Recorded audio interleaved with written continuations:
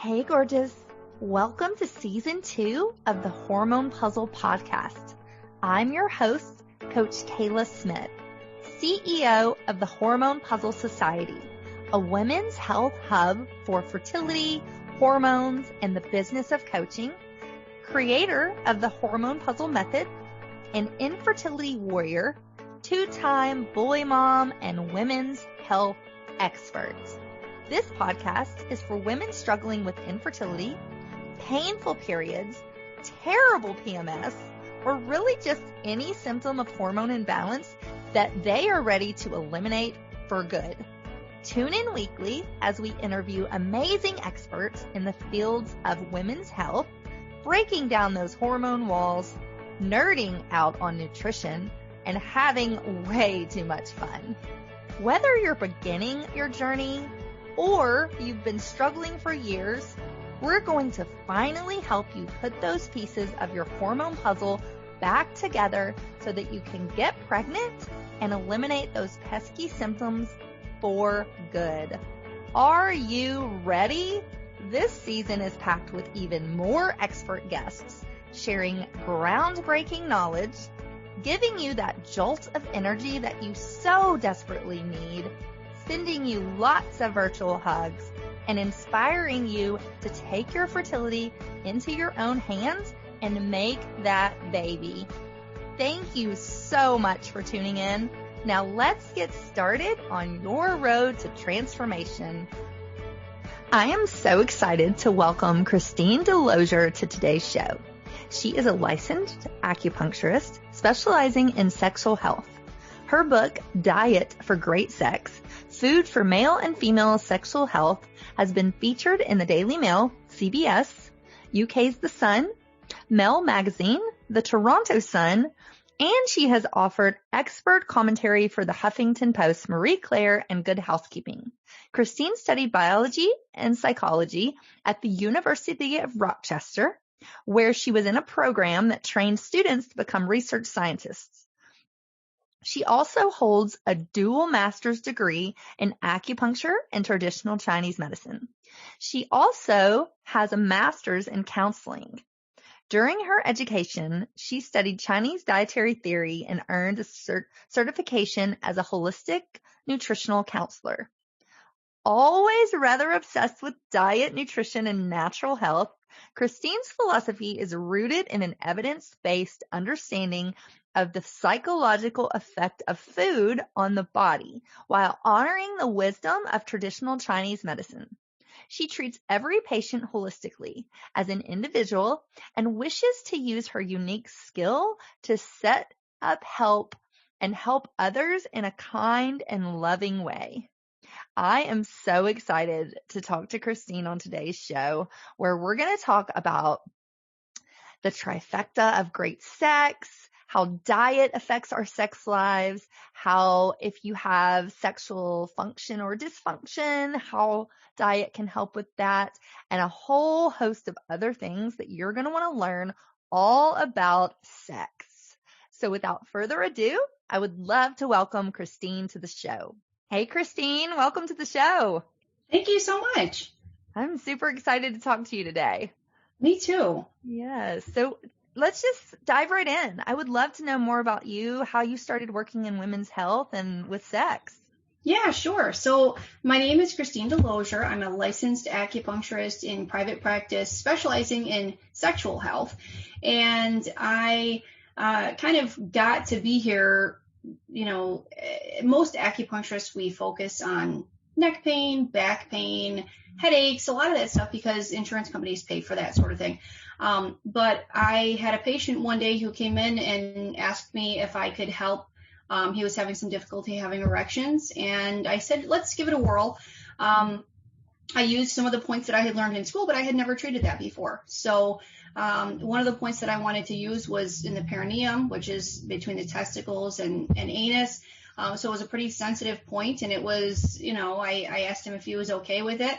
He had great results, and then I treated a few more patients who also had great results, and I thought, this is something that's very difficult to treat in Western medicine. So to have such a good success rate and really be able to bring joy to these people's relationships, and intimacy was something that made me feel really good. And I just decided to specialize it and kind of expand it, to male, female patients, of all genders and orientations.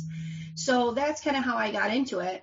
But I have always been kind of obsessed with diet and nutrition, and having a background in research. I did train to be a research scientist. I wanted to see kind of what the science said about how what we're eating affects our sex lives. Mm-hmm. And there's very strong evidence that it has a great impact on that. It affects hormonal balance, it affects nerve conduction, it affects blood flow, it affects all those things. Mm-hmm. And, when we think about great sex, we think about psychological kind of phenomenon, the right person, the right mood, this intimate experience. But physiologically, great sex is when our sex hormones are balanced. It's when we have strong nerve conduction to and from the genitals, and it's when we have optimal blood flow. And a great sex diet is very much a fertility diet as well. Mm-hmm. So I'm really excited to talk more about all of that. Yes, me too. And I am a big believer in food. I mean, it affects so many things. Food is medicine, and it really can impact your hormones, just like you said, which can affect your fertility, your sexual health, all of it. So I love, love, love that we're talking about this. So let's talk a little more about, you talk about something in your book called the trifecta of great sex. Let's dive into what that means. Sure. So great sex is when we have, it's nerves in synchrony with hormones, in synchrony with blood flow. All those three things, they work together to create great sex. So when we have strong nerve conduction to and from the genitals, we will have more pleasure. So when we're touched by our partner or by ourselves, those pleasure signals will be stronger, faster, and they travel to the spine, and some of them travel then to the brain and back again. So pleasure is processed better, and pleasure signals are transmitted better. And what that means is easier orgasm, stronger erections, and just better communication. Mm-hmm. When we have good blood flow, we have stronger erections. We all know that males need good blood flow for sex, but what a lot of people don't realize is that blood flow is really important for female sexual function, for pleasure, for lubrication, for all those things. Lubrication is follows blood flow. It comes from blood flow. And unfortunately, the kind of cruel joke that, nature played on us is that the arteries leading to the clitoris are among the smallest in the body, and they become blocked with plaque quicker than the other arteries in our body. So that one of the first signs of cardiovascular disease is decline in sexual function, sexual sensitivity. So and then the third part of that, of course, is balanced hormones. And when our sex hormones are balanced, we have strong libido. We have menstrual cycles that are in balance. We have all of those, our hormones don't just affect libido and fertility, they affect the whole thing. They affect pleasure, they affect orgasm, they affect all of those things. So when those are in line, we have great sex, we have optimal fertility. And what I looked at in the book was, how does food affect those things?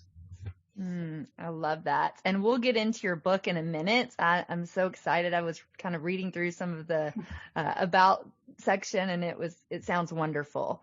And I wanted to bring a point up too. I love everything that you just said, but a lot of people don't realize too, if you have an orgasm during sex, you're going to have a better chance at conception because that sperm and that egg are going to meet, they're going to fertilize, and it's going to be better because of that. So we definitely want sex to be pleasurable. We want to be having an orgasm, and we want to be putting these conditions that is inevitable for fertilization.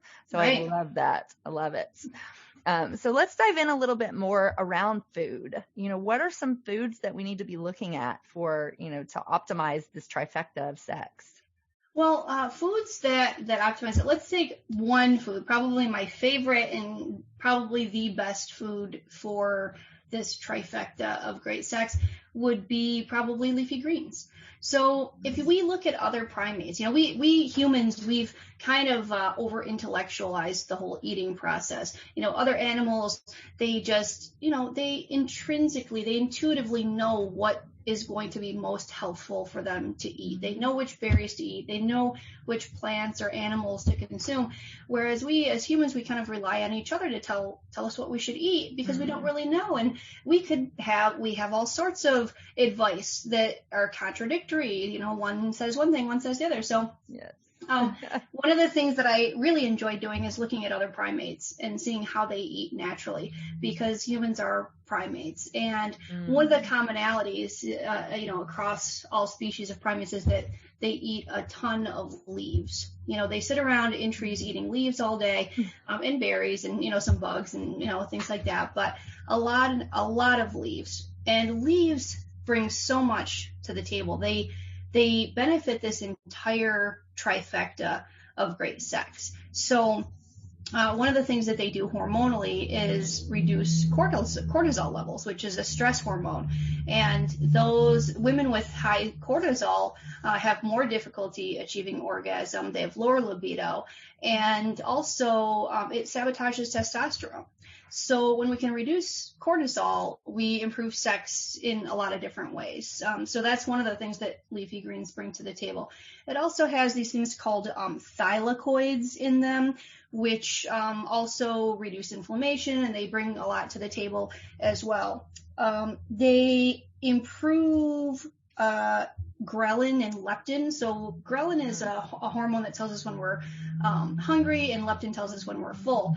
And, even though they're associated with hunger and not necessarily with sex, they affect this entire symphony of hormones. So when that's out of whack, as in the case of even when you don't have diabetes per se, you can still be leptin resistant. And so leafy greens improve that as well. So hormonally, they bring a lot, but they also speed nerve conduction because they have loads of antioxidants in them. And antioxidants, what they do is they correct oxidative stress. They prevent and correct oxidative stress to nerves, which is the main way that those nerves are slowed down, from our lifestyle and diet. And thirdly, leafy greens are one of the best things you can eat to improve blood flow. So they encourage vascular health. They promote vascular health in a lot of different ways with their naturally high nitrates. They're high in potassium, which kind of softens that delicate inner lining of blood vessels and makes them more elastic to bring more blood flow. And also they have even an immediate dilating effect. So you can eat, if you eat, for example, one serving of spinach, they did in one study, your salivary nitric oxide levels, which is what dilates blood vessels, in one study it was 8 times baseline 2 hours following leafy greens. Wow. It's a big effect. Yeah. It's That's not awesome. A small effect. Yeah. Right. So that's why, like in the book, I have this date night sex menu that has like all the foods in it that have been studied and researched to, have an immediate kind of effect, on things like blood flow or even things like testosterone, that sort of thing. So yeah, leafy greens, just in that one food, you get this benefit to all of those, that whole trifecta of great sex. I love that. And what are some of your favorite leafy greens, and how much are you talking? Is this 1 serving per meal? Is this, 10 cups? Like, what are we talking about No, here? it's not 10 cups. 1 serving of spinach, I think, is 2 cups. But remember, it's not like packed. It's not like 2 cups packed or cooked. 2 cups isn't really that much. Right. It's like 1 medium salad. Yeah. Exactly. Yeah. So it's not a lot at all. But trying to get that every day would be a big boost to both sexual and fertility health. Gotcha. And how long do you think, you said some of the studies are saying that this will happen immediately, but over what course, is this like a lifestyle modification? We just want to have leafy greens in our diet permanently? Yeah, absolutely. That's one thing. Every human, whether you're trying to conceive, whether you're trying to have good sex, whether you're just trying to have a long, healthy life, should be including leafy greens regularly in their diet. It's something that we should just aim to make a lifestyle change. Mm-hmm. I love my leafy greens. Great. Yeah, my favorites are, I do love cilantro. I have those in my smoothies, and those have some unique benefits to them as well. But spinach is one of the ones that's been studied most. And it's not necessarily so it's a superfood for sure, but it's not to say that it's better than things like kale and some of the other ones. It's just there's a lot of research that's gone into spinach, and we know that it does a whole lot in the body, like what we talked about. And I love that you mentioned cilantro, because I think people forget about herbs being leafy greens. I love to put parsley and cilantro and basil and all of that stuff. So I'm glad you mentioned that. And you can even make meals around these herbal, leafy greens, like, what is it? The one that's parsley, it's Mediterranean. How can I do it? Tabbouleh, for example, like a tabbouleh salad. You can, make things that have loads of parsley in it, and they're so flavorful and such a nice addition.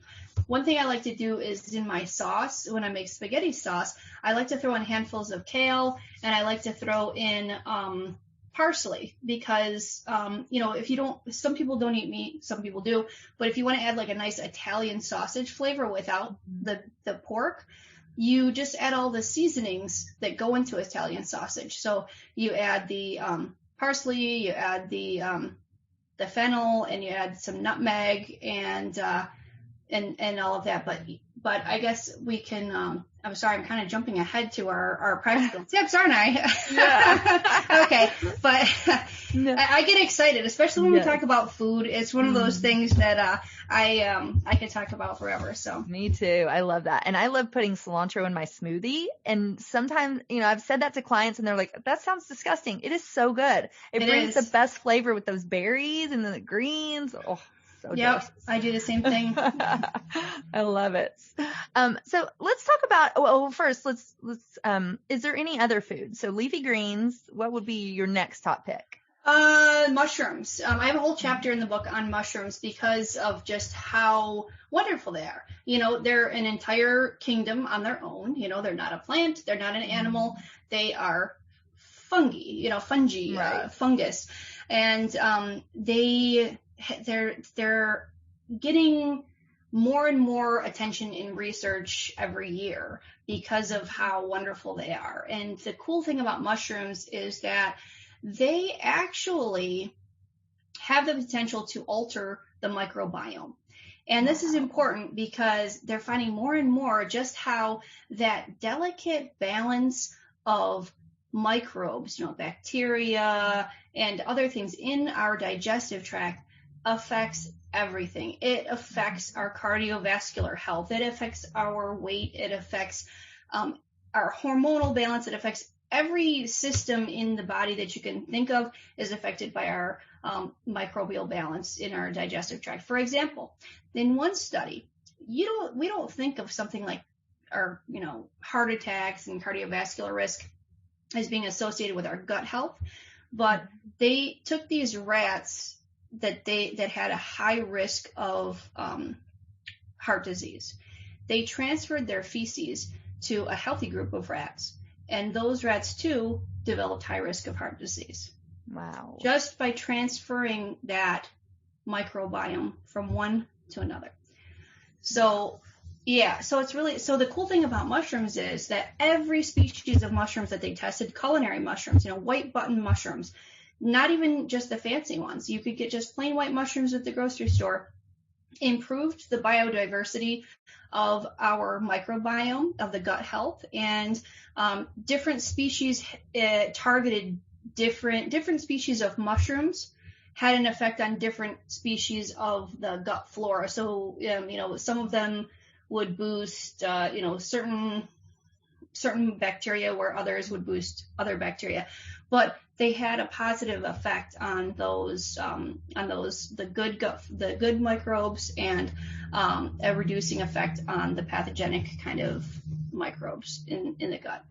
Wow, But that's amazing. it was amazing. And the cool thing, then they've done other studies, so they've shown that it affects this whole trifecta of great sex.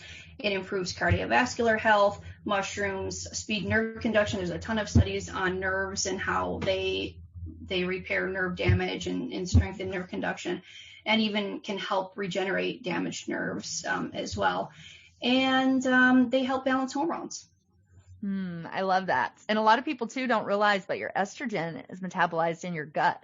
So a healthy gut microbiome is going to help with that estrogen metabolism, which is going to help with your fertility and your overall hormones, and I'm sure your sexual health as well. Yep, So absolutely. Yeah. So let's talk about foods we want to avoid. Are there any Sure. foods that cause bad sex? Absolutely. There's like 3 that are my top, the top ones to stay away from, but particularly for hormonal health, refined sugars are at the top of the list. Mm-hmm. Those have a really, really disrupting effect on hormones, and there's tons of studies to show that. So, for example, refined sugars cause leptin resistance, which, of course, we know leptin resistance leads to other hormonal imbalances, and that's going to affect our sex hormones as well. Refined sugars also, the leptin, for example, it induces nitric oxide production, so that helps dilate blood vessels, bring more blood flow to the genitals. And when you're leptin resistant, then that leptin will fail to trigger the nitric oxide, which will then fail to dilate blood vessels as well. So it makes for bad sex, it makes for bad hormonal balance. So like one study, for example, showed that females who consumed 1 soda per day, 1 sweetened soda per day, had altered estradiol levels, Wow. Just from 1 cup. So it really does affect it. And it affects, other things as well. High fat, every fat is different, but high fat in general is going to cause, plaque accumulation, is going to reduce blood flow. It also disrupts hormones. And even shortly after a high fat meal, testosterone will kind of take a sharp dip, according to research. One thing that was that had the opposite effect, though, were omega-3 fats. So instead of maybe having a big steak, well, even the steak, it does bring, zinc and some other things, but, maybe having lean meat, or but instead of that, having maybe a nice wild salmon or something. So that'll actually have the opposite effect on the blood stiffening effect of high fat. Mm-hmm. And we're talking about saturated fat. So high saturated fat, because I know people are listening saying, you tell me to eat fat all the time. What are you talking about? But no, we're talking saturated fat versus unsaturated, like our avocados, nuts and seeds, fatty fish, that type of thing. Right, exactly. Yeah. So our avocados are going to bring some, like our PUFAs, polyunsaturated fatty acids, which are going to offer some benefits to sex for sure. And let me see. Oh, salt. Salt is a big one. We all know that, I got to reduce my salt for my cardiovascular health, or, then other people I've heard say, oh, well, it doesn't really matter how much salt you have because your kidneys just flush out all the excess salt anyways. So it doesn't really matter, except in that small population who are sensitive to salt. That's not the case. There's a lot of research to support that. Most of us, according to several studies, most humans in the United States consume more salt than is considered fit for human consumption. So that means that what that's doing is a number of things.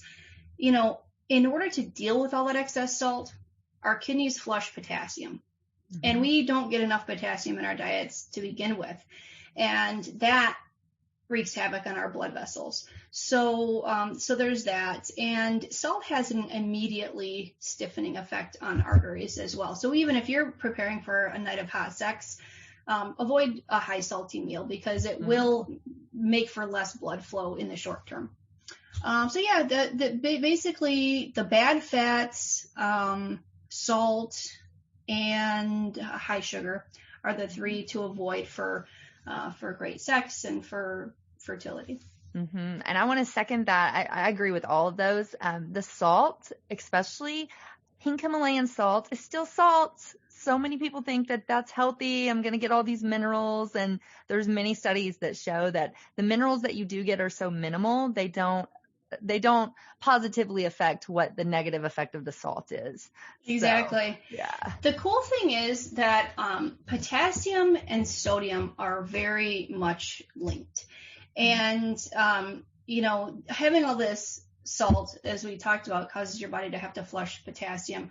But having more potassium in your diet can actually help deal with some of the salt as well, which was interesting in research. So if you're going to have a salty meal, try to have a banana with it. Try to have a baked potato with the skin on.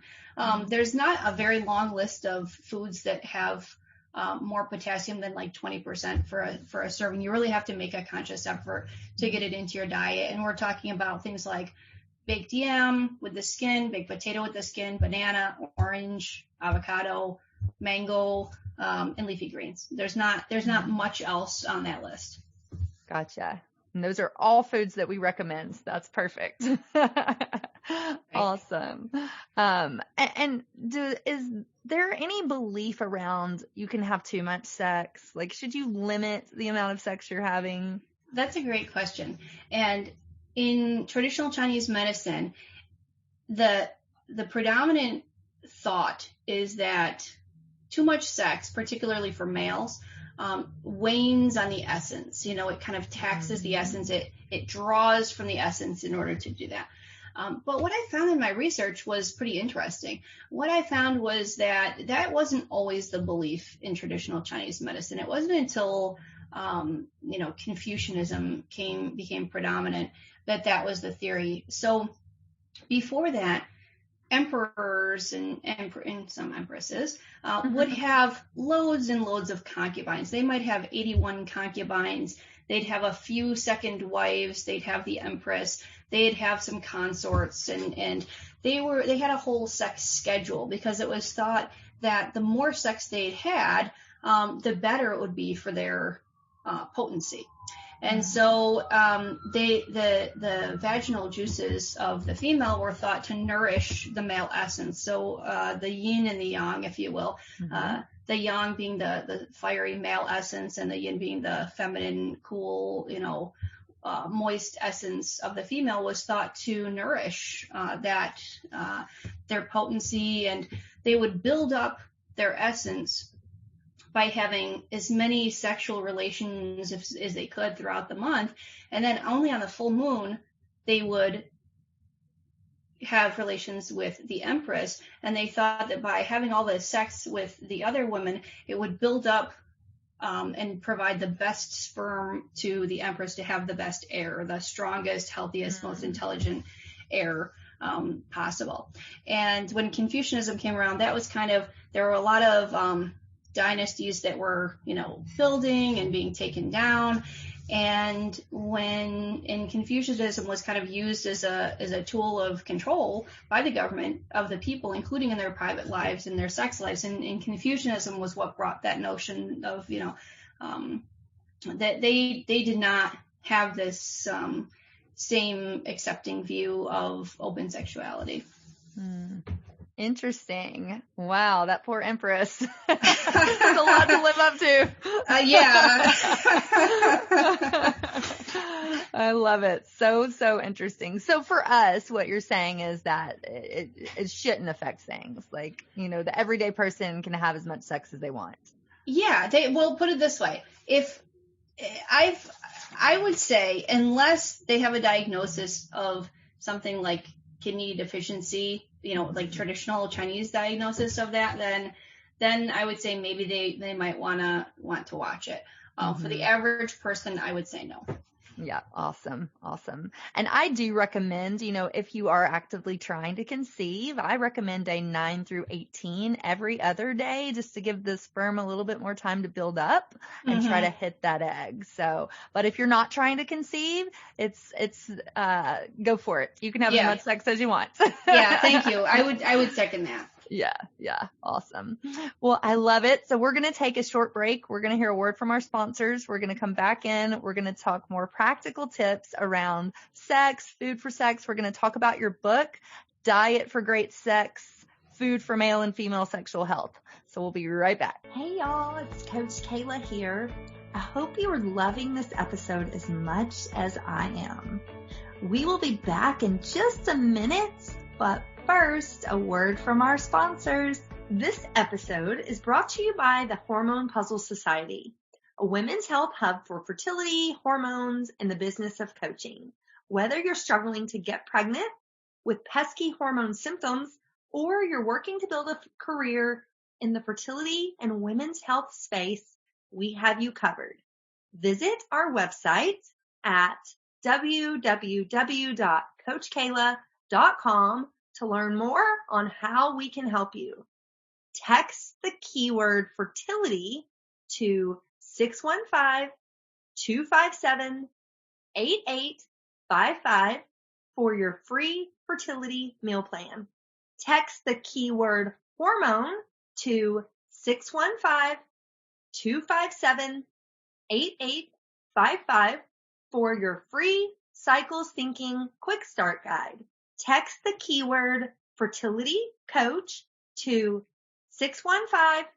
615-257-8855 to get a copy of our course catalog and to learn more on how you can become a certified fertility coach or add fertility coaching to an already existing wellness practice.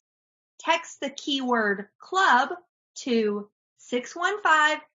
615-257-8855 to learn more about joining our Hormone P.U.Z.Z.L membership club. Hey, Christine, welcome back. Thank you. Let's talk some practical tips now. So we talked a little bit about foods we should be doing for great sex, but is there anything else? What about non-food things? What are some of maybe your 3 top tips for how we can be having great sex?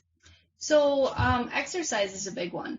Exercise very much does affect our hormones, as you know, and it affects our immune system. One of the things that can very much affect fertility are things like stress, inflammation, and exercise helps reduce inflammation. It helps strengthen our immune system, so it can offset a lot of those other factors that come into play with great sex and with fertility. Another cool thing about exercise is that they showed in research that 20 minutes post-exercise, females were more receptive to sexual stimulation. So you want to go 20 minutes post because you're a little tired right after the exercise, but a little after that, that just means that we'll want to, have sex more if our partner initiates it or, under the right circumstances. So that's always a good one. And dealing with stress, we have very stressful lives. We are expected to do so much in our personal lives, at home, at work. Our productivity demands are sometimes inhuman.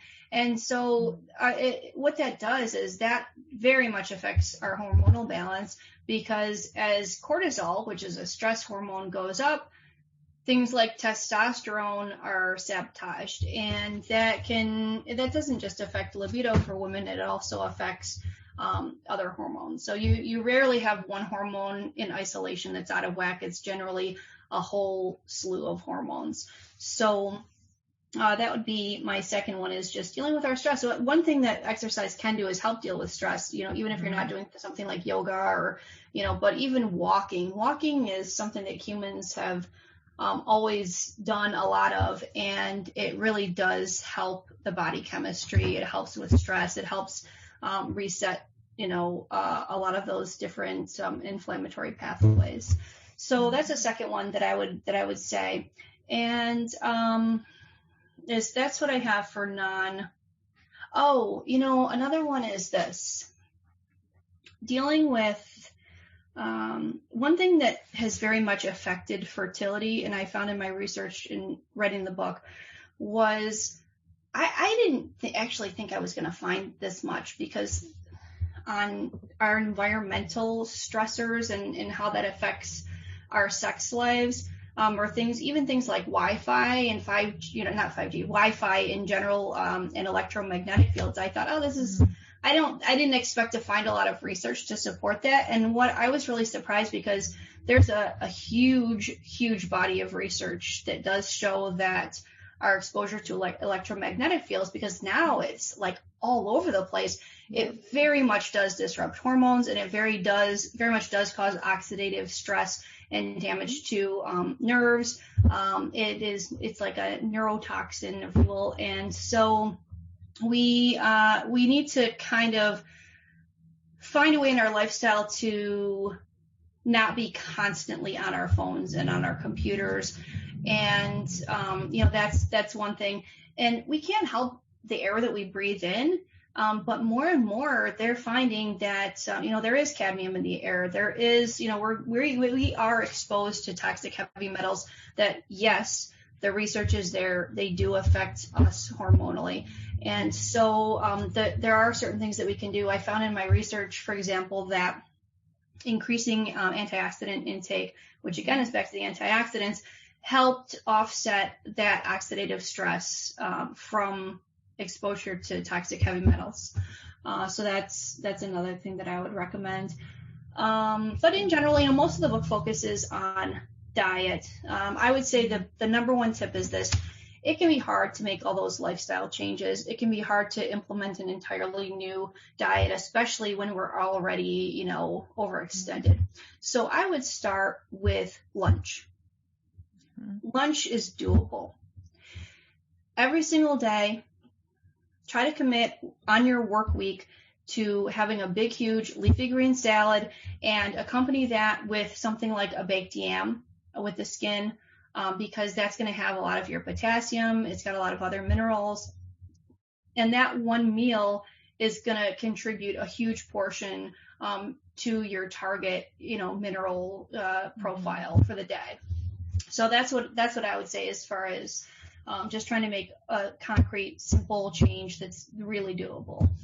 I love that. And I love that you talked about, the electromagnet fields and all of that. I recently had a urologist on the show, and he was talking about how men that keep their cell phone in their pockets, he was noticing that they had a lot of issues with erectile dysfunction, with their sperm, their quality and quantity. I mean, so many things from something that simple as keeping your cell phone in your pocket. So guys, take your cell phone out, leave it on your desk, put it somewhere else other than your pocket.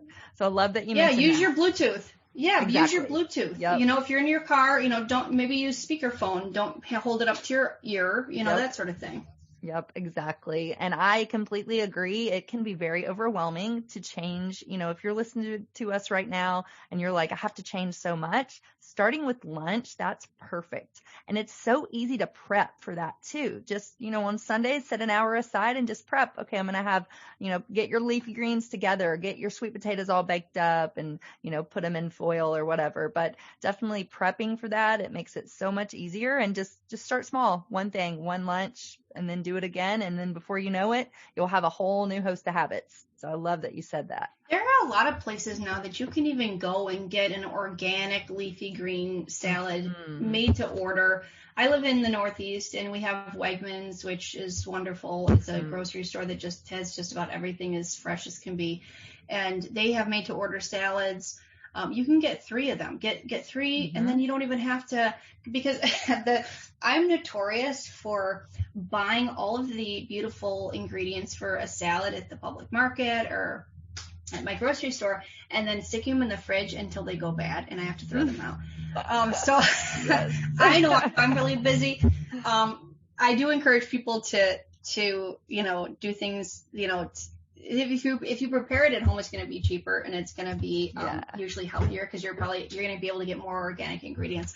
But if you are as busy as, me sometimes, it's nice to just grab it when it's available.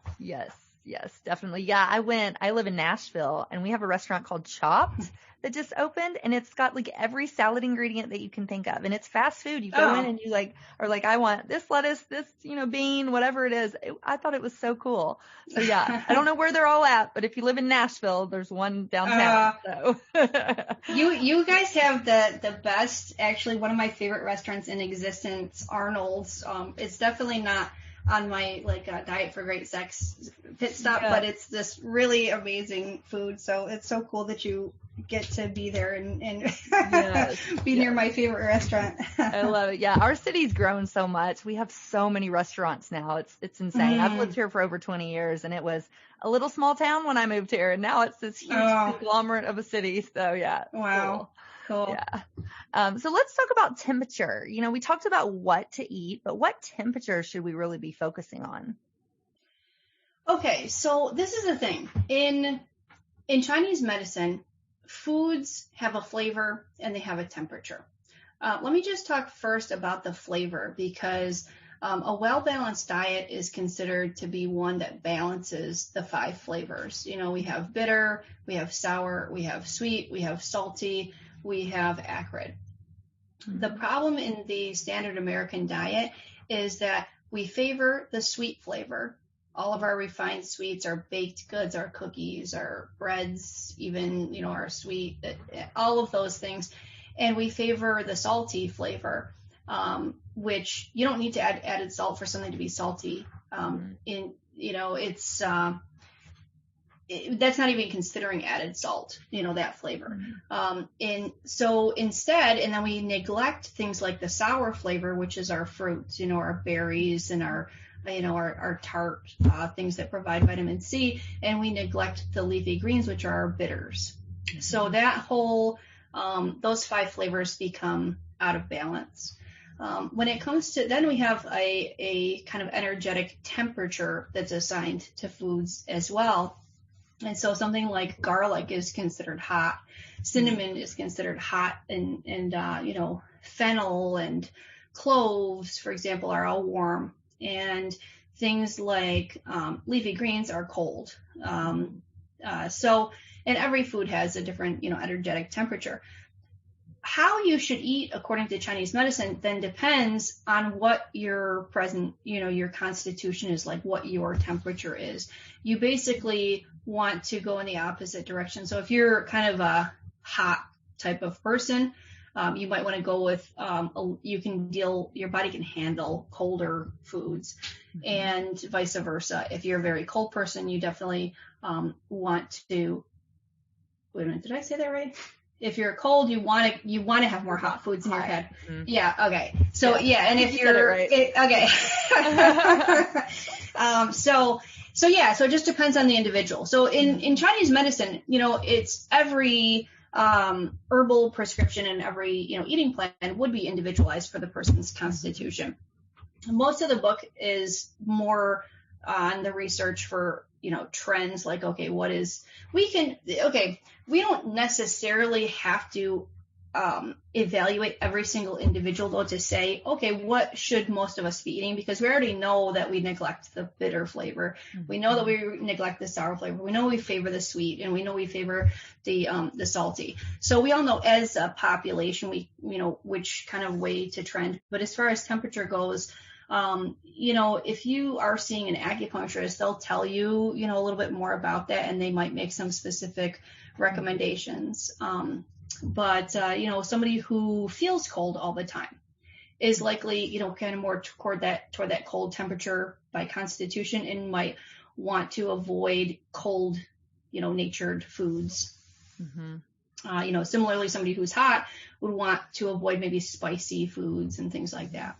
Gotcha. And then what about during our 2-week wait? So say we're waiting on a positive pregnancy test, we've gone past ovulation. I've heard from many acupuncture and Chinese medicine doctors that we need to be eating warming foods to warm that uterus up so the baby will implant. Is that true? Well, yeah, definitely. Generally a nourishing, tonifying kind of diet. It includes foods that are warm, not hot, but warm, and nourish the blood and the qi, and that's kind of what we want to be doing in that 2-week period. And is that meaning warming foods like we talked, like the cinnamon and the fennel and those types, or temperature warm, like soups and stews? I was thinking more soups and stews and things like that. And depending on the person's constitution, maybe those other ones as well. Gotcha. Awesome. I love it. So let's talk a little bit about acupuncture. I have a lot of clients that come to me that are trying to get pregnant or that are pregnant, and they introduce acupuncture or they continue doing it. So how beneficial is this for us if we're trying to get pregnant and if we are pregnant? It can be very beneficial. I've seen a lot of patients for fertility, and acupuncture generally promotes fertility through the menstrual cycle. So I may see patients who have amenorrhea and they don't regularly ovulate, and oftentimes they will ovulate or they'll have menses shortly after treatment. It does happen, but it is a lengthy treatment process. It's not the sort of thing when I see a patient for pain, I expect within a few treatments for them to have some noticeable results. When I see a fertility patient, I want to see them at least through a couple of cycles, at the least, and we want to see changes in their menstrual cycle. So an acupuncturist will look at their basal body temperatures, for example, and they will look at other things to kind of determine what their treatment strategy is. But it would definitely be an individualized kind of assessment and treatment. For sure. And it's, anything with holistic health, it's not a quick fix. You're healing the root, which takes a little bit more time. So Can you see some immediate effects? Maybe, but you need to give it more than one treatment to see that. So yeah, absolutely. Yeah. So where can we find your book? Where can we find you? Oh, thank you. I'm in, my book is on Amazon. It's called Diet for Great Sex, Food for Male and Female Sexual Health. And you can find me on dietforgreatsex.com. I'm also on social media at Diet for Great Sex. So you can find me any of those places. I love it. And we'll have all that linked in the show notes. So we'll make it really easy for everybody listening to get your book. And I can't wait to get my hands on it. I'm like, I want to see that date night menu. That sounds awesome. My husband will appreciate that. Yeah, it's definitely a fun one. Yeah. So any final thoughts, words of encouragement, anything you want to leave us with? Just be kind to yourself, be kind and patient with yourself. Because the fertility journey can be a difficult one. So it does require you to just have so much patience. It's always such a waiting game and trial and error. So I love that. Yes, please, ladies, be kind to yourself. Give yourself grace. You got this. You can do it. I love it. Well, thank you, Christine. It was so nice meeting you. I can't wait to get your book, like I said, and thank you so much for being here. Thank you. And thank you, ladies, for listening to the Hormone P.U.Z.Z.L Podcast. Until next time, bye. Hey, hang on just 1 second before you go. I want to make sure that you are aware of all of the amazing free resources that I have for you on my website at CoachKayla.com. From a fertility meal plan, a cycle syncing quick start guide, a holistic healing cookbook, as well as master classes, blog posts by me and some amazing experts in the fields of fertility, hormones, and nutrition. So many wonderful resources that will help you on your journey. And I wish there had been something like this when I was going through my 2 years of infertility, but there just wasn't. And so that's why I decided to create all of this for you. So make sure that you go and check it out and you take advantage of this plethora of support that I have provided for you. And spoiler alert, these were some of the same tricks and the same foods that I used to get myself pregnant, not once, but twice, even after my doctors said that I couldn't. So I know that these things work. Make sure you take advantage of that. And I cannot wait for you to be my next success story. So thanks, love. See you soon. Thanks for tuning in today to the Hormone P.U.Z.Z.L Podcast. Check out the show notes for today's episode at CoachKayla.com. If you like what you hear, please subscribe and leave a review. Thanks for hanging out with me, and I'll see you next week.